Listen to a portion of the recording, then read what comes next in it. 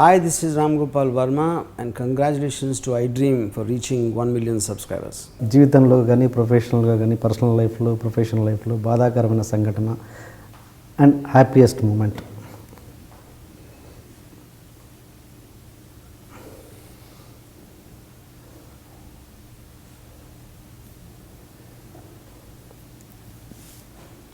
Happiest moment ఒకటి కాదు, ముందు బాధాకరమైన సంఘటనలు చెప్పు. నా జీవితంలో బాధాకరమైన సంఘటన ఏంటంటే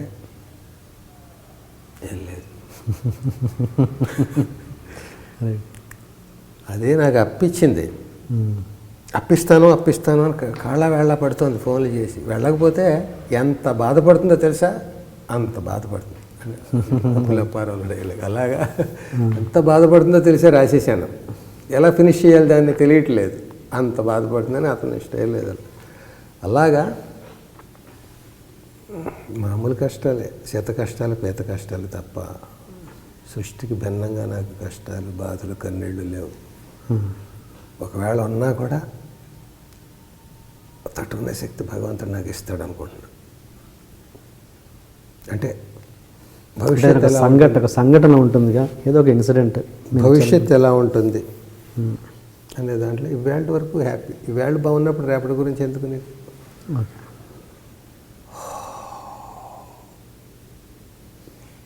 ఇంకా హ్యాపీయెస్ట్ సంఘటనలు అంటే ఒకటి కాదు, చాలా ఉన్నాయి. నాది ఏమంటారు, అది పరిపూర్ణ జీవితం, సంపూర్ణ జీవితం ఇలాంటి ఎవరు లేవు అంటుంటే అలాంటిది కాకపోయినా మంచి జీవితం నాది. నా బ్యాక్గ్రౌండ్ కానీ, నా ఫ్రంట్ గ్రౌండ్ కానీ, నా సైడ్ గ్రౌండ్ కానీ, నా అసలు గ్రౌండ్ కానీ, మంచి ఫ్యామిలీలోంచి వచ్చాను, మంచి వాతావరణంలోంచి వచ్చాను, మంచి ఫ్యామిలీ రిలేషన్స్, మంచి అనుబంధాలు, ఆప్యాయతలు,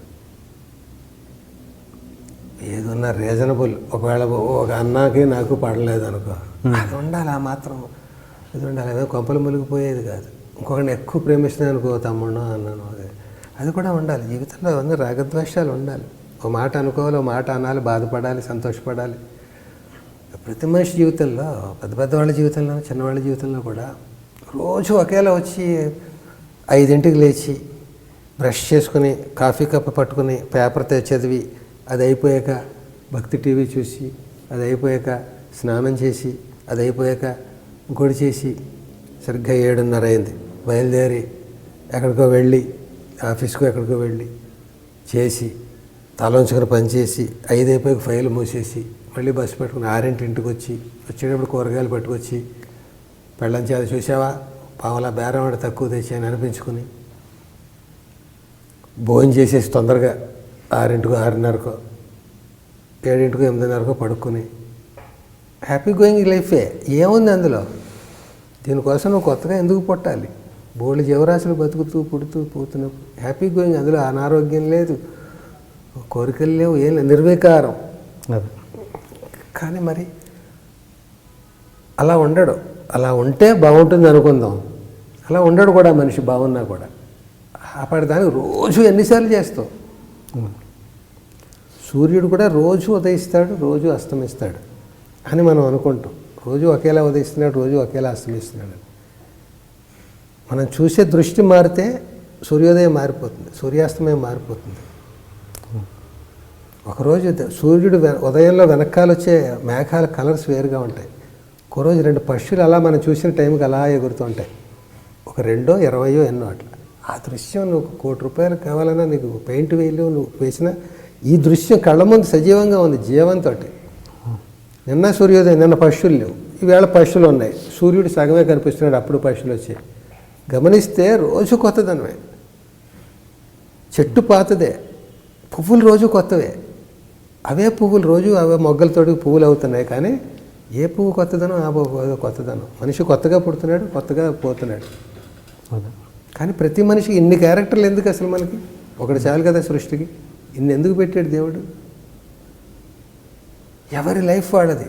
వాళ్ళకి కొన్ని కష్టాలు ఉండాలి, వాళ్ళకి కొన్ని సుఖాలు ఉండాలి, వాళ్ళకు కొన్ని తట్టుకునే శక్తులు ఉండాలి, కొన్ని తట్టుకోలేక ఎవరి దగ్గర బరస్ట్ అవ్వాలి. ప్రతి జీవితంలో జరగాలి, జరుగుతాయి.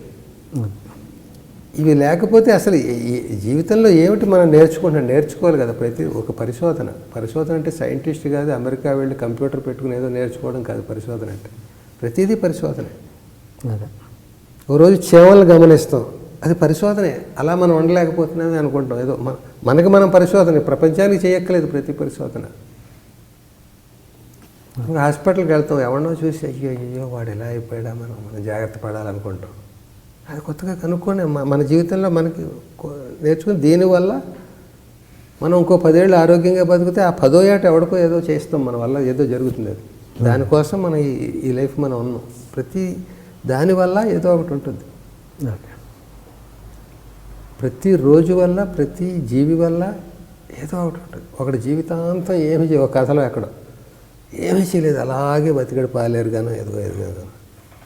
చివరిలో ఏదో పాము ఎవరో కరవబోతుంటే వాడు కాపాడాడు. ఏదో వాడి పర్పస్ అంతే, దానికోసం పుట్టాడు వాడు. 70 ఏట కాపాడాలి వాడు. 70 ఏళ్ళు వాడు మామూలు రొటీన్ మనిషిగా బతికాడు. ఎందుకు పుట్టాడు రా అనిపించుకోకుండా చివరిలో వాడు మంచి పని చేసి చచ్చిపోయాడు. అంటే ఇంకా చివరికి మిగిలేదు ఫిలాసఫీ. ఫిలాసఫీలో ఎంతసేపు అయినా మాట్లాడచ్చు కదా. సో నా లైఫ్ వరకు హ్యాపీయెస్ట్గా అన్న కానీ నేను హ్యాపీగా, రీజనబుల్గా ఉంది నాకు. అన్నీ కూడా నేను తట్టుకునే కష్టాలు, నేను ఎగిరి పట్టుకోగలిగితే పట్టుకునే విజయాలు, నేను పడిపోతే లేచి మందు రాసుకునే బాధలు, నేను పడిపోయి నన్ను ఎవరో చూడకుండా ఉంటే బాగుండు అలాంటి లేని చిన్న మెచ్యూరిటీ. చూశారు చూడండి, దెబ్బ తగిలితే చూస్తారు. వాళ్ళు ఎవరు నన్ను చేరదీయలేదు, లేవదీయలేదు. వాళ్ళు ఎందుకు లేవతీయ, లోపడిపోదు. నువ్వు లేవగలవుగా, లేవలేకపోతే కదా. ఇవన్నీ నా కష్టాల గురించి ఏమైనా చెబితే అవి అందరికీ ఉన్నాయి, నా ఒక్కడి కష్టాలు కాదు. నా విజయాల గురించి చెప్తే నాకంటే పెద్ద పెద్ద విజయాలు సాధించిన వాళ్ళు ఉన్నారు. అంతే అక్కడ దానికి ఎవరితో పోల్చుకున్నారు. సో ఒక్కటే ఫిలాసఫీ, మనిషి అన్నవాడు ఎప్పుడు ఖాళీగా ఉండకూడదు. ఖాళీగా ఉండకూడదని ఈవిల్ థింగ్స్, చెడ్డ థింగ్స్ చేయకూడదు.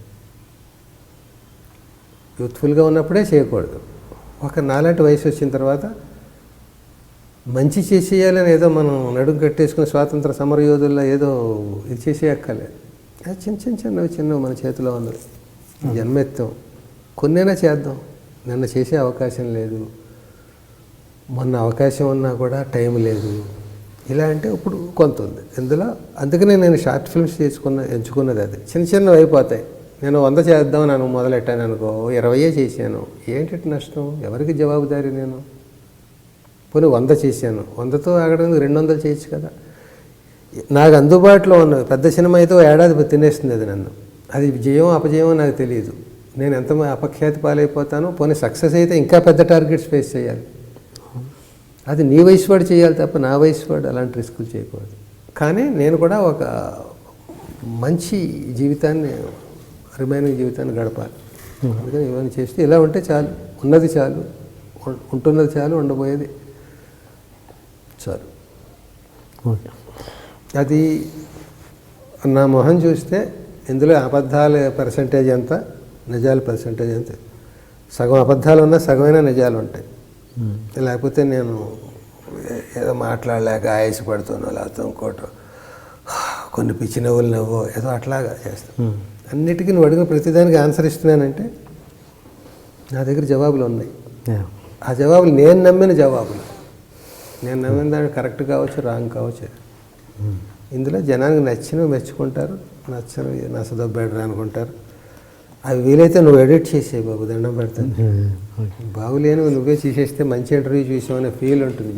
అది నాకు వదిలేండి. ఓకే సార్, చాలా మంచి ఇంటర్వ్యూ. చాలా నా జీవితంలో నాకు తెలిసి పెద్ద లెంత్ ఇంటర్వ్యూ మీదే అయ్యేటట్టుంది. వచ్చినందుకు థ్యాంక్ యూ. ఇంట్రొడక్షన్ కొంచెం హెవీగా ప్లాన్ చేశాం. అసలు ఏంటి అన్యాయం, ఏంటి దౌర్జన్యం? 3 రోజుల నుంచి మోసం ఉన్నట్టున్నాయి ముఖాలు.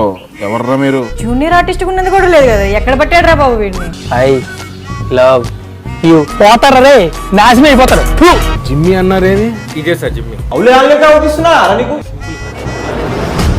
హే where are the couple, I want to shoot. ముందు కలర్ తెలియట్టుకుని మా కండిషన్ చూడరా కానీ.